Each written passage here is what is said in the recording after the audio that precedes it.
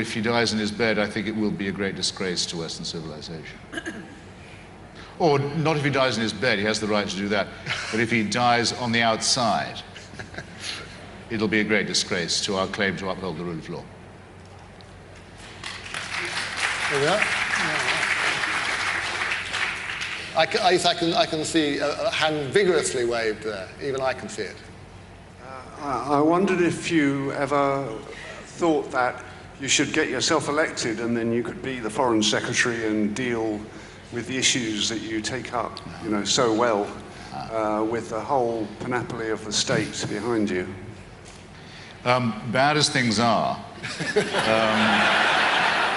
they are not so parlous that the people will have to call for me, I think.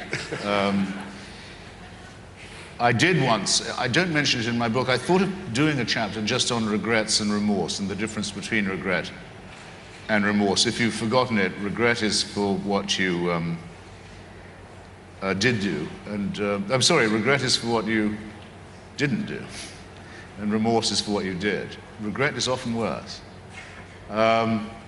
Anyway, in this chapter, I would have said that I wish now that I had listened to the guys in the Tavistock Labour Party who asked me to consider being their candidate when I was very young.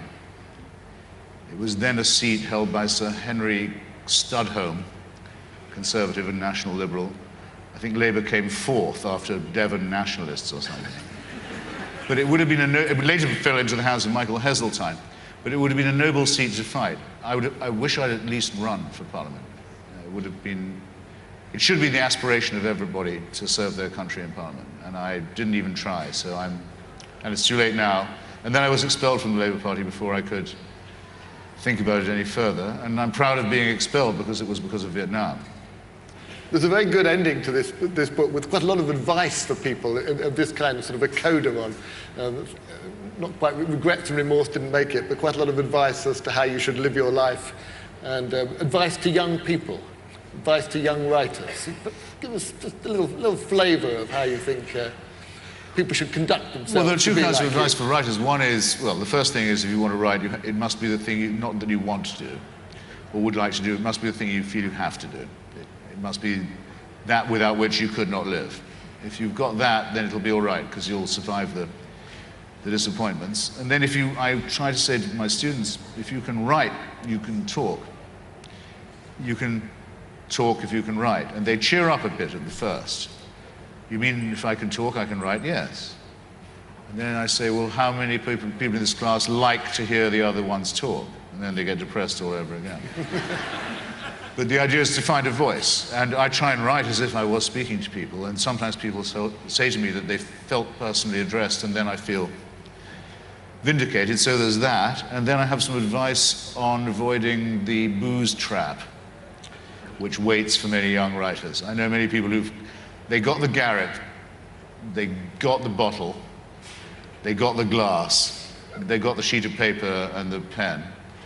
Then they drank all the bottle, and then that was all the writing that they did.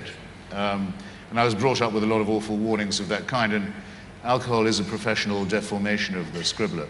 So I have lots of advice about when to drink, how much, how not to mix, how it's a good servant and a bad master.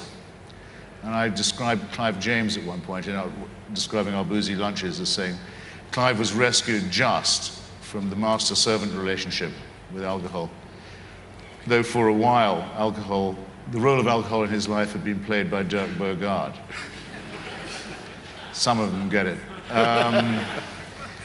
But I still feel, 61 as I am, I still feel a bit of a curmudgeon giving advice to the young. I still secretly feel, they're not that much younger than me. On which note... Thank you for coming. Thank you, everybody.